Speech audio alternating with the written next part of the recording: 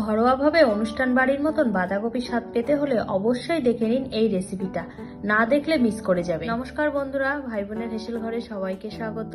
আমি জলি। আজ আমি নিয়ে এসেছি আবারও একটা নতুন স্বাদের রেসিপি। ভিডিওটি কেউ স্কিপ করবেন না, পুরো ভিডিওটি দেখার জন্য অনুরোধ রইল। আজ আমি বানাবো চিংড়ি মাছ দিয়ে বাঁধাকপির ঘন্ট। বাঁধাকপির ঘন্ট বানানোর জন্য আমি এখানে একটা বড় মাপের বাঁধাকপি বেশ ঝুরু ঝুরু করে কেটে নিয়েছি, আর দুটো বড় মাপের আলুকে বেশ একটু বড় বড় সাইজ করে কেটে নিয়েছি। এখানে 8 থেকে 10 পিস আলু আছে। প্রথমে আমি এই ঝিরিঝিরি করে কেটে রাখা বাঁধাকপিটা হালকা একটু গরম জলে সিদ্ধ করে নেব। আগে থেকে গ্যাসে আমি জল বসিয়ে রেখেছিলাম, জলটা ফুটেও গেছে। এখন আমি এর মধ্যে দিয়ে দিলাম 1/2 চামচ লবণ। লবণটা ভালোভাবে জলের সাথে মিশিয়ে নেব। এবার এই জলের মধ্যে দিয়ে দিলাম কেটে রাখা বাঁধাকপি, আর দিয়ে দেবো এর মধ্যে টুকরো করে রাখা আলু।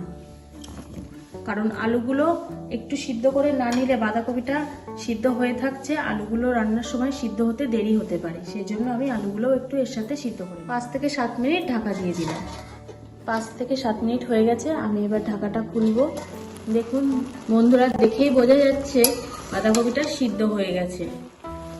এবার আমি এটা নামিয়ে নেব।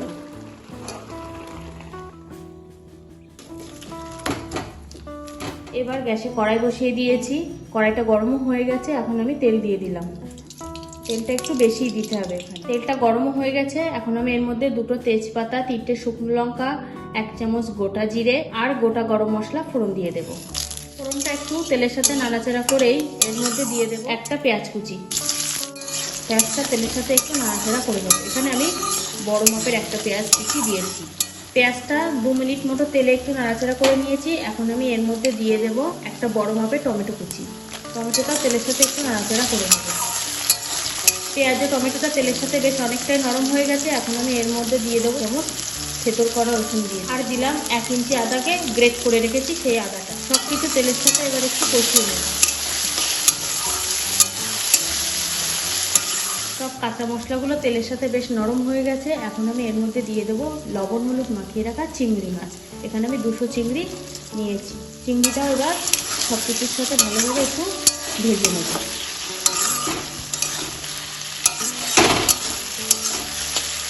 চিংড়ি মাছটা হালকা ভেজে নিয়েছি, খুব বেশি ভাজবো না, তাহলে শক্ত হয়ে যাবে। এবার আমি এর মধ্যে দিয়ে দেবো সিদ্ধ করে রাখা আলু। দিয়ে দিলাম 1/2 চামচ লবণ, 1/2 চামচ হলুদ গুঁড়ো, 1/2 চামচ জিরে গুঁড়ো, 1/2 চামচ ধনে গুঁড়ো। সব কিছু এবার ভালোভাবে তেলের সাথে কষিয়ে নেব। 3 থেকে 4 মিনিট সব কিছু ভালো করে তেলের সাথে কষিয়ে নিয়েছি। এখন আমি এর মধ্যে দিয়ে দেবো বাঁধাকপি। বাঁধাকপিটাও সব কিছুর সাথে ভালোভাবে কষিয়ে নেব।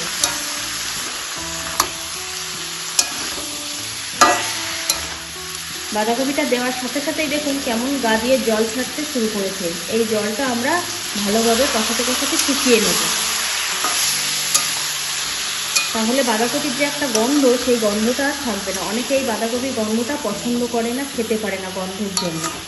সিদ্ধ করে নেওয়াতে কিছুটা গন্ধ চলে গেছে, আবার এই কষানোর সময় জলটা যদি ভালোভাবে শুকিয়ে নেওয়া হয় তাহলেও গন্ধটা অনেকটাই চলে যায়।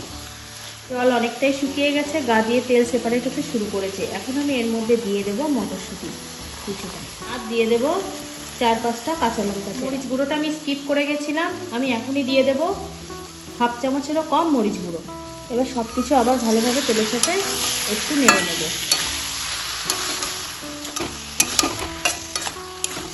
সব কিছু তেলের সাথে ভালোভাবে আমার কষানো হয়ে গেছে। এখন আমি এর মধ্যে দিয়ে দেবো 1 কাপ মতো জল। যেহেতু ঘন্ট, খুব বেশি জল আমি দেব না।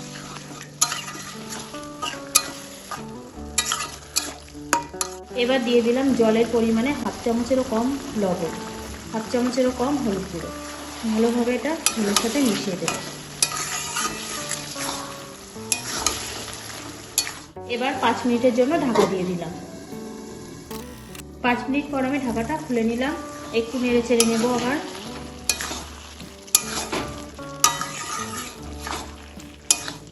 জলটাও শুকিয়ে গেছে অনেকটা। এখন আমি এর মধ্যে দিয়ে দেবো 1/2 চামচ চিনি। যারা মিষ্টি পছন্দ করেন না তাহলে চিনিটা স্কিপ করতে পারেন। কিছুটা ধনেপাতা কুচি, আর দিয়ে দিলাম 1/4 চামচ গরম মশলা গুঁড়ো। এবার সব কিছু আবার ভালোভাবে মিশিয়ে নেব।